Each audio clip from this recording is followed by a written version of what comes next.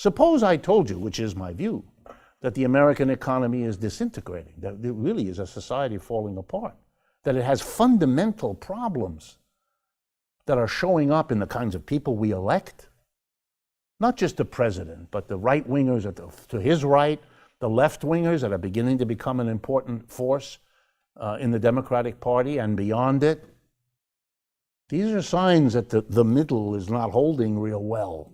It's dissolving. The middle of the income distribution, the middle of the wealth distribution, and the middle of the politics, the conventional middle of the road, George Bush's, Hillary Clinton, all of that.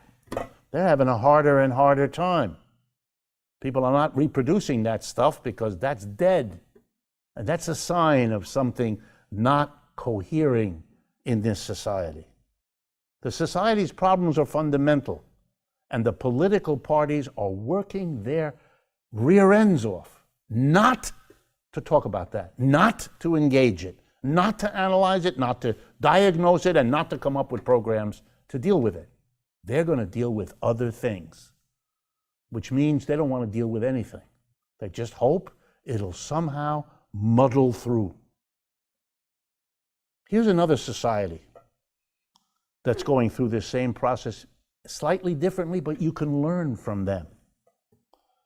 The working class that suffered the most since the crash of 2008 in terms of the decline in its standard of living in the Western world are two. The Greeks, we all know about that story, but the British working class, terribly, terribly affected.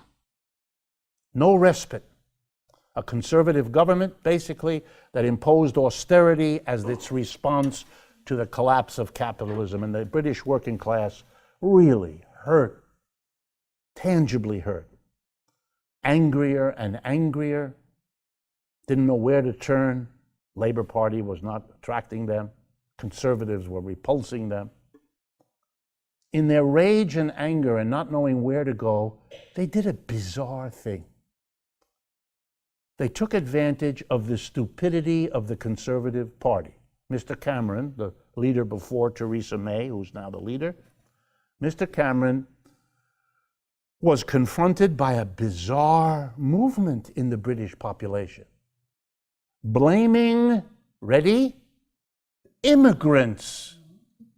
Should strike a familiar tone. But not immigrants from Latin America, that's our specialty. Immigrants from Europe. See, it turns out that the crash of 2008 really did a number on many of the Eastern European countries. They had just come out of their position within the Soviet system. They were kind of trying to find their way, and before they could kind of get going, wham, they were hit by the collapse of 2008. So they were desperate. So tens of thousands of Polish workers had no jobs, and so they went to England, where their skills in construction and other techniques were much appreciated because you could buy a Polish worker for a lot less than you could buy a British worker. So the British were outraged, and so the right wing arrived, always in time, like the Lone Ranger. And they said, yes, you British working people, you know what your problem is? It's all those immigrants. It's Europe. And those immigrants can only come here because we're part of Europe. So the solution to our economic problems is to get rid of the immigrants, and the way you do that is you withdraw from Europe, because then they can't come as Europeans because we're not in Europe anymore. Mr. Cameron figured, I got to get rid of this. This is disruptive. I don't want to lose Europe because England is dependent on Europe more than ever. England is now more and more what it once was, a small, cold, wet island off of the mainland. There's a big Europe, and then there's this little England. That's very hard for the British because they were once the rulers of the world. Now they are sort of like Staten Island. I don't mean any disrespect to Staten Island. Okay. So the British fooled Mr. Cameron. He thought he'd have a quick election. They would say, yes, we stay in Europe, and he could get back to imposing austerity on them. But they wouldn't have it. In a fantastic gesture, the British people rose up and gave the finger to Mr. Cameron, the middle finger, in case you didn't catch that. And they voted to leave Europe. They bought the argument, not because they were persuaded, but they were so angry at what had happened to them. It's kind of like large numbers of American workers were so angry at what had happened to them over the last 30 years that they voted for Mr. Orange Face. They didn't care that he had an orange face. They developed a taste for orange faces. That's a sign of rage and anger. And partly they like him because he articulates rage and anger. He gives the finger to the establishment, and they like that a lot, just like the British. The problems of the English economy are they don't have much to sell. And they have become a society of very wealthy and a mass of poor people, just like us. They have to deal with that problem, but they don't know how, and they can't face it. So they focus on in or out of Europe. The British working class will not be affected very much either way. This is a crazy focus. It's crazy in England to be spending all this time. By the way, they had 2 votes in the parliament. Today, just in one day, 2 different votes. In or out or in. It never stops. It plays the role in England that our wall in Texas plays here. Crazy stuff. And if you live in a society that is becoming crazy like this, that's a sign things aren't going well. Nothing is being solved here. The problem just festers. The inequality grows, the instability grows. It's extraordinary. We live in extraordinary times. All right, in the time I have left, I really want to hold on. I want to talk to you about China and the relationship between the United States and China, because it is becoming the dominant economic story of our time, and that means for the foreseeable future for everybody in this room. China is now the number 2 economy in the world. There's no question about it. They've eclipsed Europe, they've eclipsed Japan, they've eclipsed Russia. They're it. They're the big player. And that has to be understood, or else you're lost in propaganda junk. First, the Chinese did this in 30 to 40 years. That is astounding. They went from a very poor, challenged, and difficult country. When I was a young person, someone handed me a book.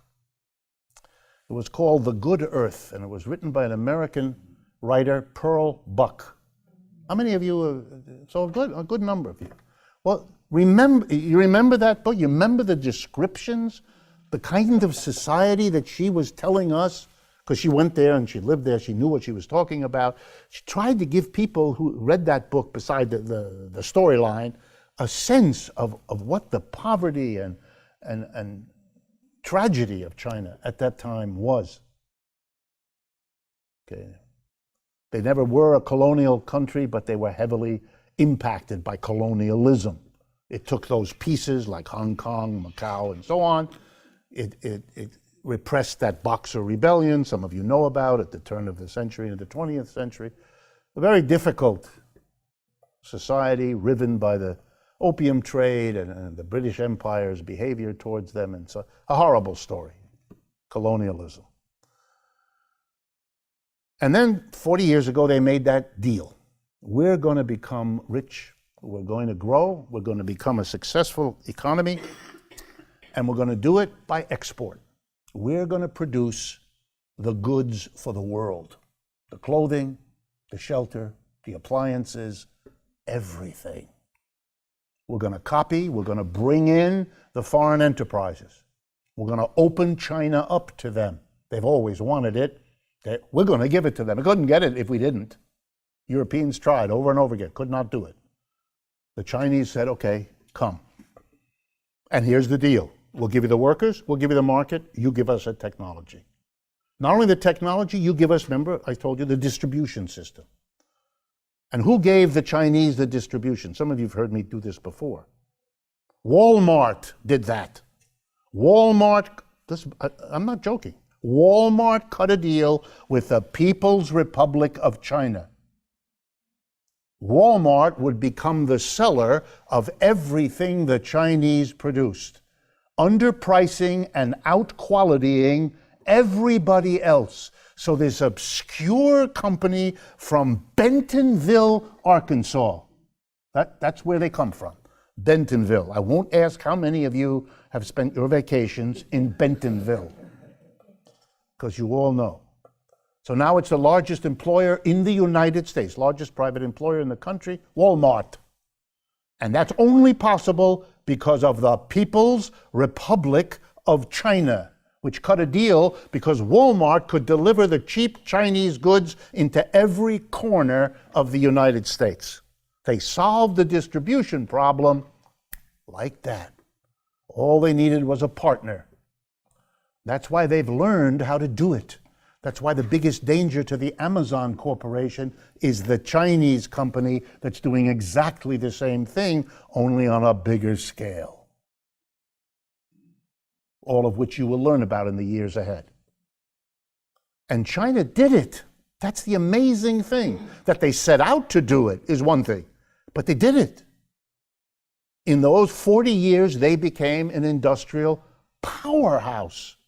Every one of those years, I would go to seminars with other economists where I would sit there, and many of them are famous, you know their names, and they would tell me how we cannot take seriously the Chinese are claiming that they're growing at 6% a year, at 8% a year, at 10% a year. This is at a time the United States is growing 2 and 3% a year.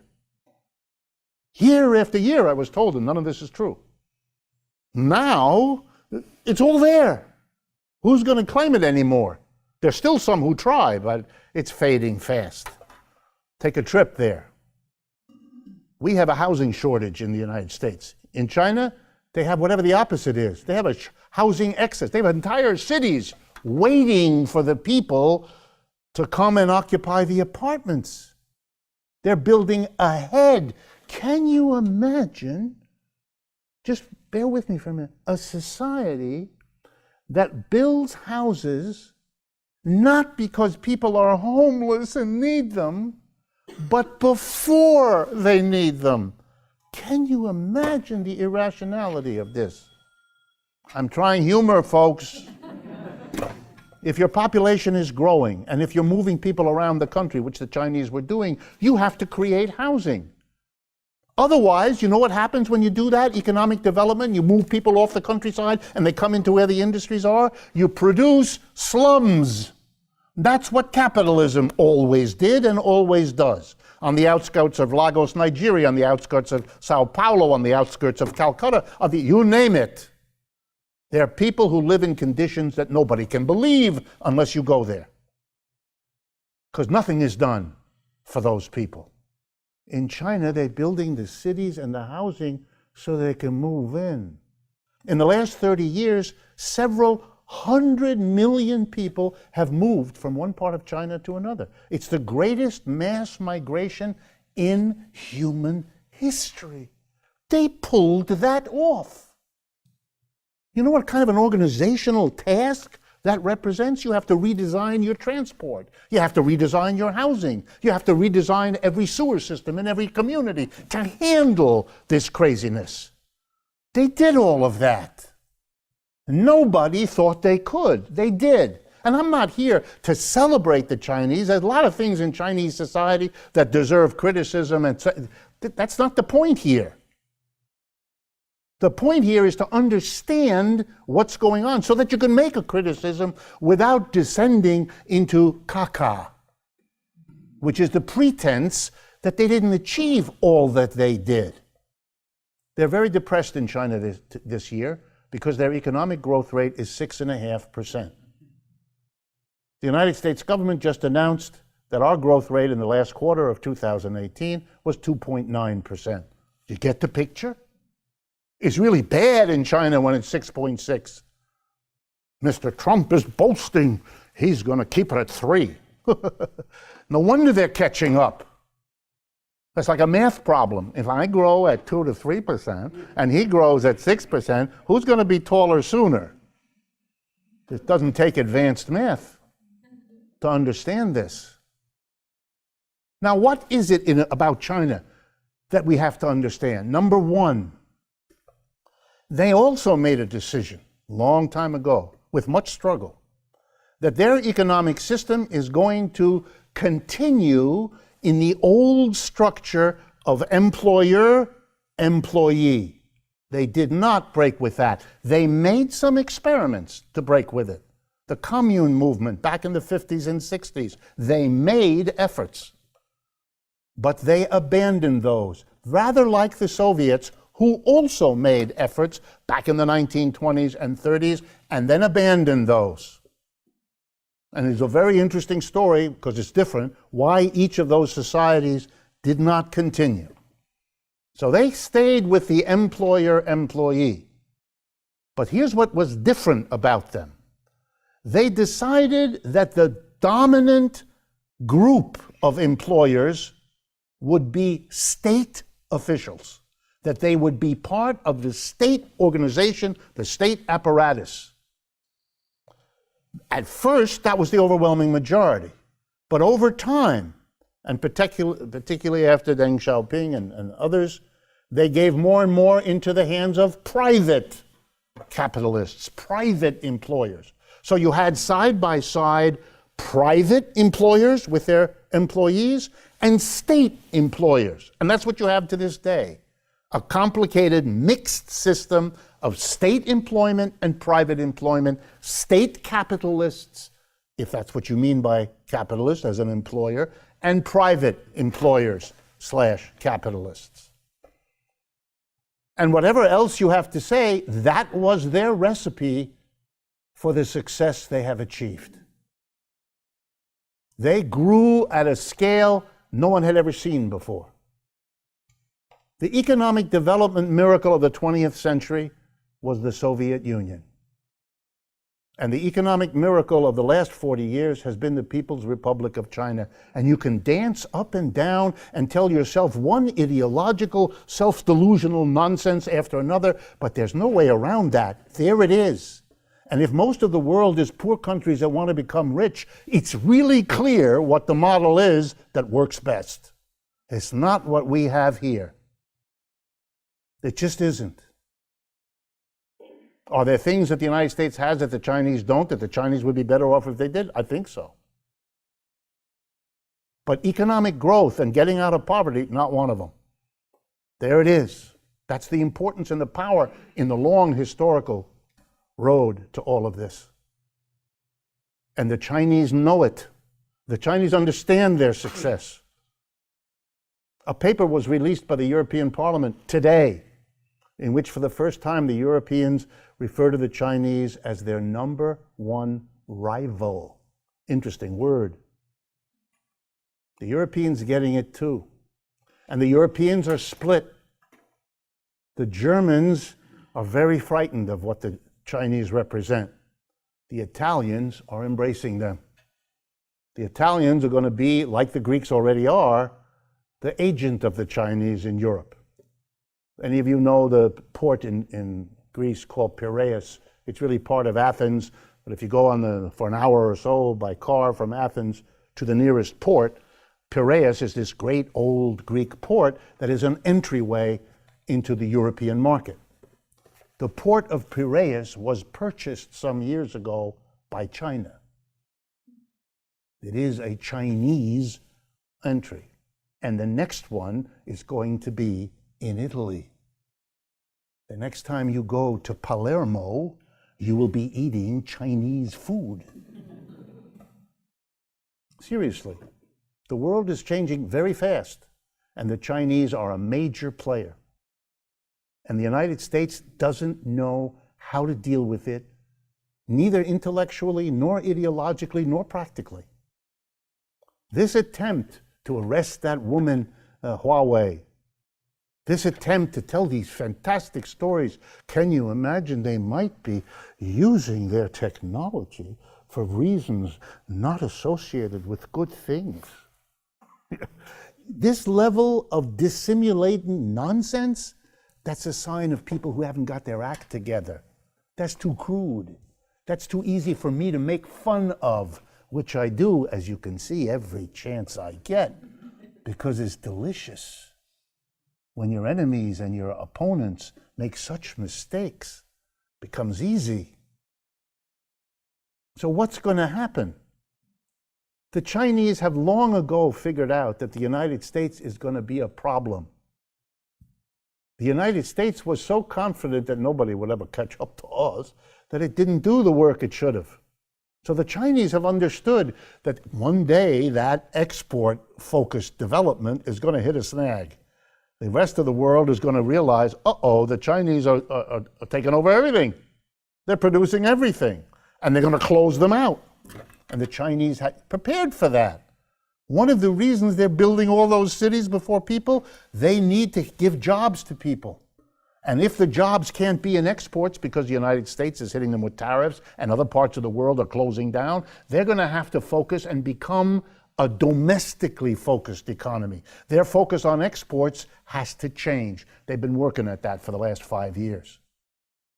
They understand that they're dependent on energy from the outside. They don't have the oil and the gas that they need. So they're going to have to make very careful planning, because if you're depending on energy, which is fundamental, from outside, you better have good friends. You better be able to lose it over here and gain it over there. The single most important negotiating game for the Chinese is to buy off Mr. Trump by buying American natural gas. It becomes liquefied, they cool it, becomes liquefied, you put it in a freighter, and you ship it over there. The United States wants to be China's provider of energy. Now, they can't say that because that looks like we're asking them for something. And you can't play that game, because if you're going to distract your people with fantasies of marauding immigrants, you can't be out there looking to cultivate the Chinese. But the United States really doesn't have much choice. Well, it always could.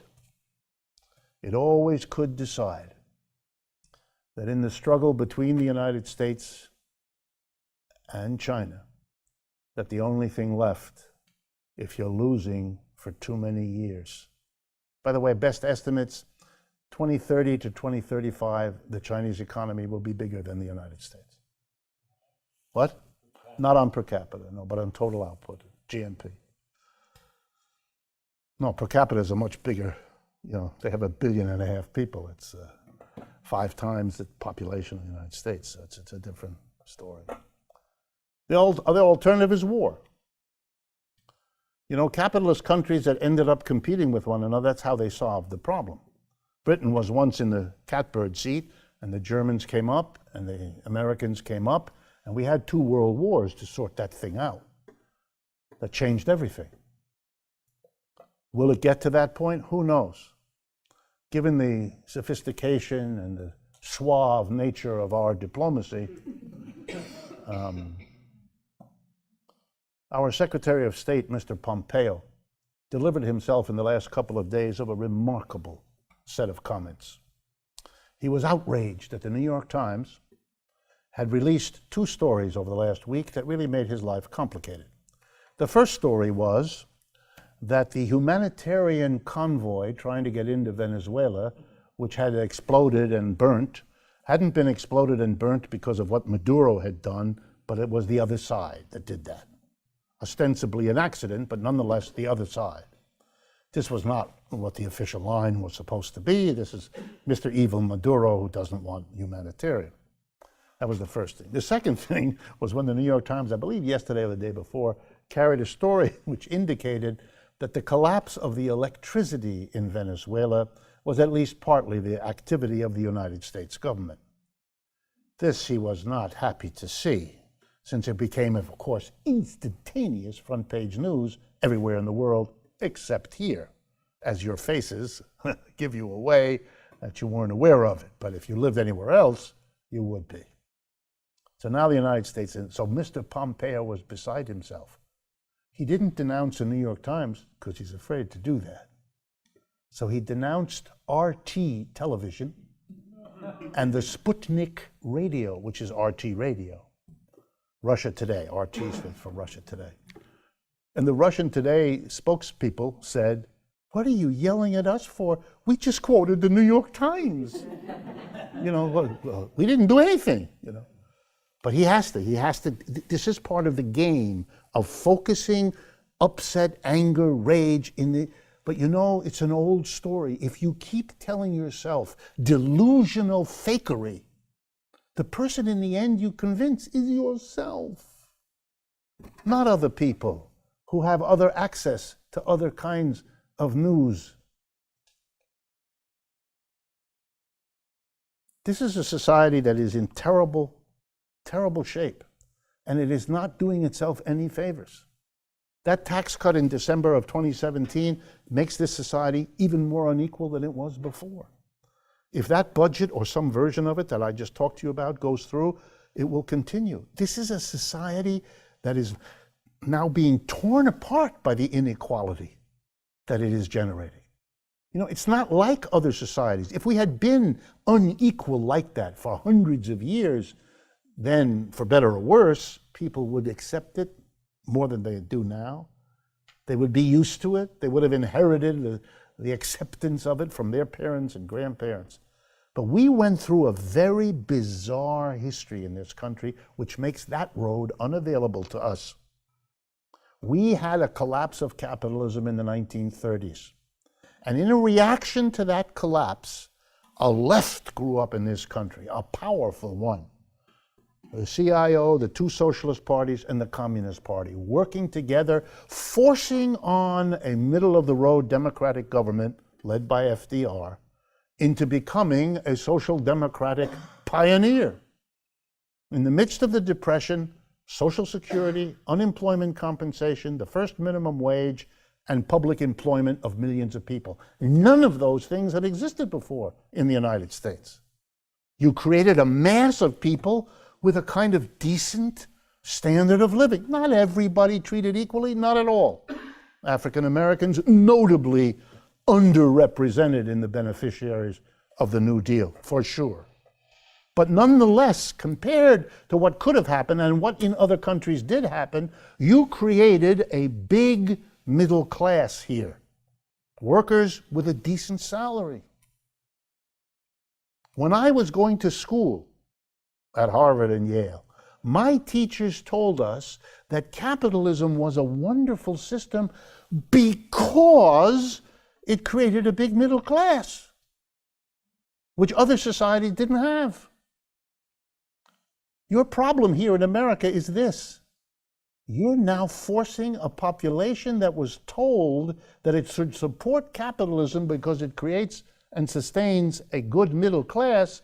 You're now living in a society which is being told, particularly its young people, you're not getting that. That's not available anymore. You're going to be stuck with loans you can't pay back for the rest of your life. And you're going to see your public services taken away, and you're going to see your job benefits undone.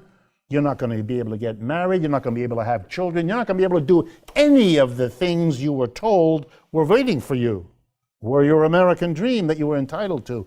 A society that was told to expect a middle, being plunged into no middle, that's explosive. And that's where you are, and that's where we are. And the distractions of these stories about airplanes that can't fly and Chinese that are stealing our stuff. I mean, it's just childish, desperate screaming of a society that can't face what's actually a problem, a set of problems, and runs away into self-delusion, like a society that's just torn itself apart for the last 2.5 years over whether it should be in Europe or out of Europe, should have a hard border with a northern island or a soft border. Stop. It's like if spending all of our time figuring out whether a cement wall or a steel slat wall is what we ought to build. What? This is craziness. Americans are no more crazy than anybody else. So if Americans who are no more crazy than everybody else are acting more crazy than everybody else, it's a sign. It's a sign of a society in real dissolution. Last point. I'm struck by the phenomena, as I think many of you are, and certainly many Americans are, of this very vibrant young lady from Queens, Alexandria Ocasio-Cortez. Somehow, in this bizarre moment of American history, this young lady, with all her energy and her kind of zest for life, is the embodiment of socialism. I mean, what a strange arrangement. There's not a critique of her at all. It's just, what a remarkable moment in a society that an old man from Vermont opens the space to be a socialist after 70 years in which it was a 100% taboo. It was something which, if you allowed it to be used in your name, would mean instant political suicide. You would completely be irrelevant. An old man from Vermont says, I'm going to do it anyway. I'm a socialist. And millions of people find it attractive. And here comes a young woman, I believe she's 29 or around that age, 29, a waitress in Queens, who gets activated by the Occupy movement a bit and by the Bernie business and so forth, and now comes forward and holds her own amidst those old farts all around her, trying every which way in their lexicon of how to put her down. And she turns it again. She turns it around and makes it an opportunity for her to stick it to them. They not only don't slow her down, they make her a bigger phenomena than she could have been by herself. Amazing. But that's also a sign of a society that's desperate for new heroes, new heroines, new models, new images, new directions. Millions of Americans, I teach at the new school here in New York City, and my students are, and I talk to a few of them. They love her. I really mean it. They eagerly go to YouTube to catch clips of her doing this or that. This is politics that's exciting.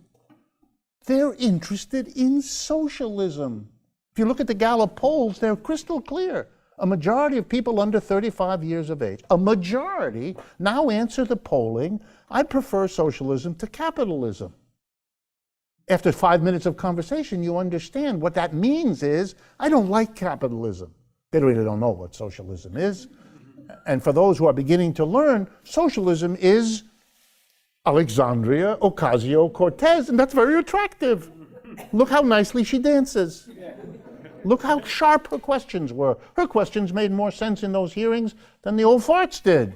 The old farts were all posing. She wasn't, and thereby posed better. Those are all signs.